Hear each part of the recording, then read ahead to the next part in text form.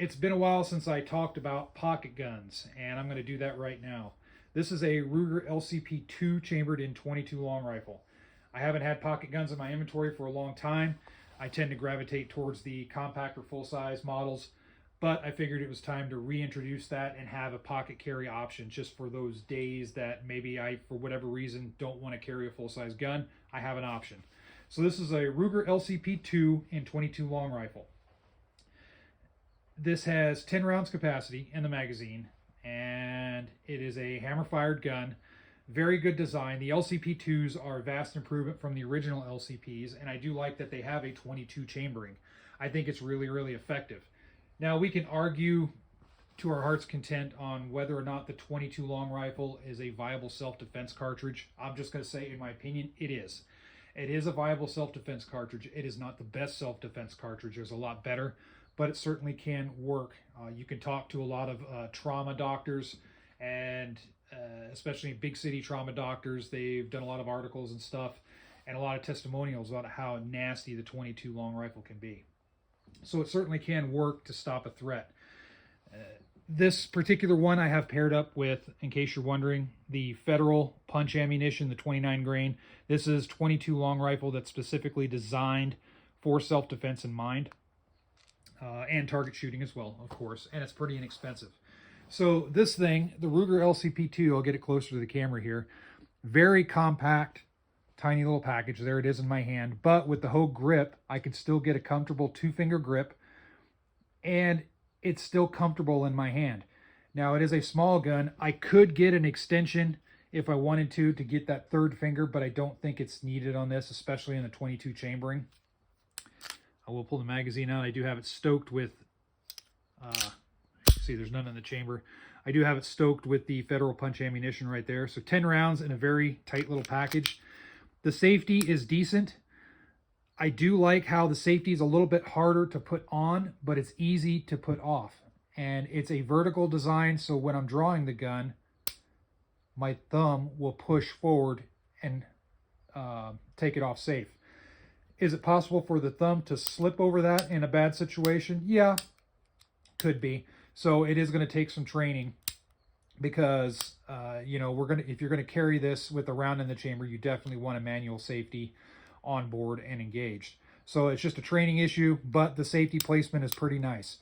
The sights are molded into the top of the slide, so they're decent enough, but I think what you're going to have to do if you want a little bit more high vis is maybe put some orange paint or white paint on the front. That is what I might do. I might put some white fingernail paint on the front just to make it stand out a little bit more. I'll leave the back of it black. I do like the little serrations in there, so they're not going to be shiny or anything. I think you'll be able to pick up the sights pretty good. Once I do that, put a little bit of white up front, no issues. Overall design, it's kind of an update to the LCP. Ample trigger guard space. The trigger with the safety is pretty good. I know this has a integrated safety, much like a Glock does and whatnot, but considering that it is still a hammer-fired gun, I still believe that the safety should be on. That's just me. It does come with a threaded piece. This one did, at least. I could take this off, put a threaded piece on there, so if somebody wants to suppress theirs, you can certainly do that. So overall, oh, and I do like the big extractor on it. From what I've seen, these are pretty reliable across the board. There may be some issues with some 22 ammunition.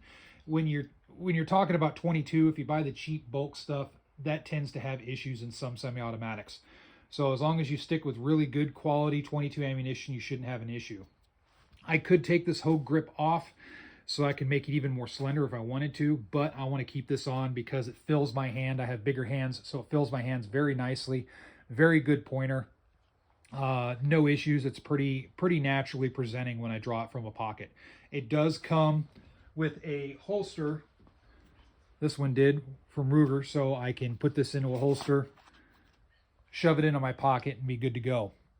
So overall, I like the design. I like the concept of it. Let me talk about a couple other things before I stop the video here. 22 is typically considered for people that maybe have disabilities or they're recoil sensitive for whatever reason. This one has that in mind. The slide is easy to operate, and into the back, there is a ledge that's milled into the slide here, so it's easy to grab either here or overhand.